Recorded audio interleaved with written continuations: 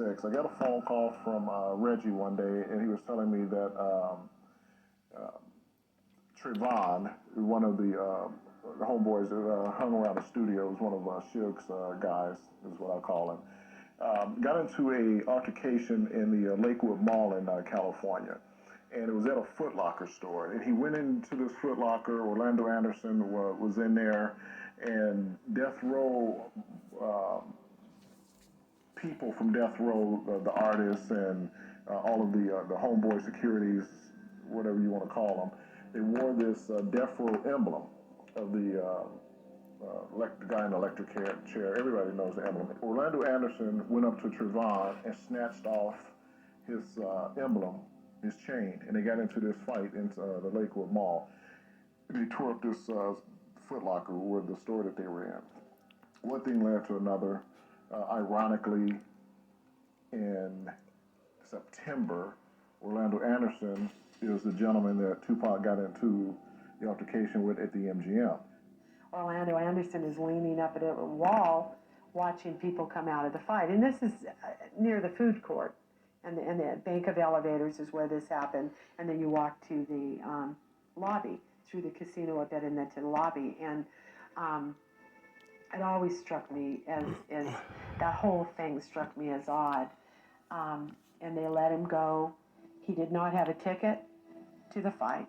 He did tell people at one point and told the police that he had a ticket, but he didn't have a ticket. He did not attend the fight. He's from Compton, had no reason to be in Las Vegas. Trevon whispered into Tupac's ear right after we walked out of the Mike Tyson fight.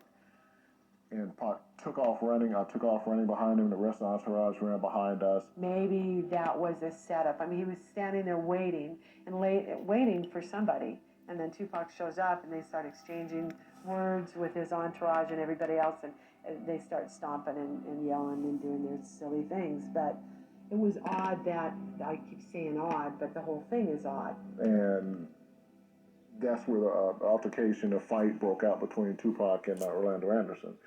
I think Orlando Anderson's, the beating doesn't make sense. I mean, he was kicked and stomped a little bit. You know, police didn't do anything. They didn't even take him downstairs. The police didn't or security take Orlando downstairs, you know, at the MGM to talk to him about that beating. He just said no, he didn't want to press charges, and they sent him on his merry way.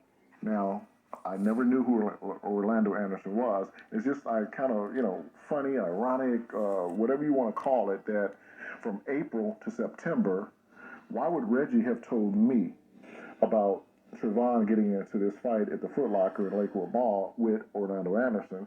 And then here we are, you know, a few months later, Pac gets into the same fight with Orlando Anderson at the MGM, and then everything just went from there. Detective Tim Brennan of the Compton Police Department was the first to bring Orlando Anderson's name to the front of the assassination.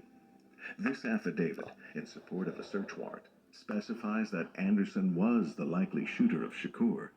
The shooting was in retaliation for the beating of Anderson at the MGM earlier that evening.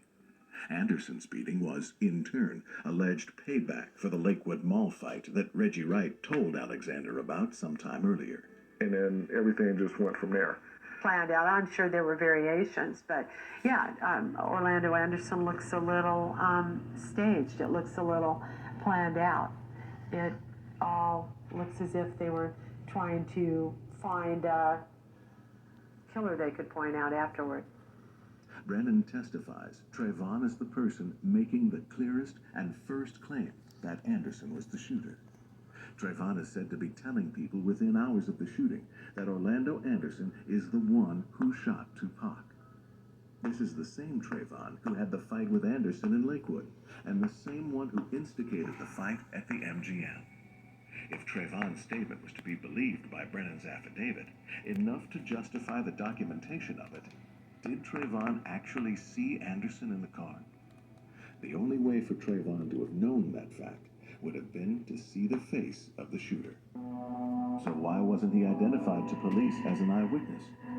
Whatever the case, in the face of the mounting physical evidence collected by Compton police, Anderson is not charged. Was Orlando Anderson a patsy? He can't tell us. He was killed 2 years later, claiming his innocence to the death. Later, it's learned that Trevon was in the car that pinned Tupac's car from the left side on the street, blocking any escape when the shooting occurred. They're setting someone else to take up the blame for their action. That's also a very ingenious part of the plan to be able to do that, is the fact that now not only can I take out my intended victim, but I can make it look like somebody else had the same motive and opportunity to do the same act. And why go to all that trouble to stage this kind of event? Certainly Anderson could have been dealt with more discreetly. Knight went to prison over a beating, a parole violation. But in the poker game of crime, 9 years beats life. It also plays towards setting up the final alibi and cover story.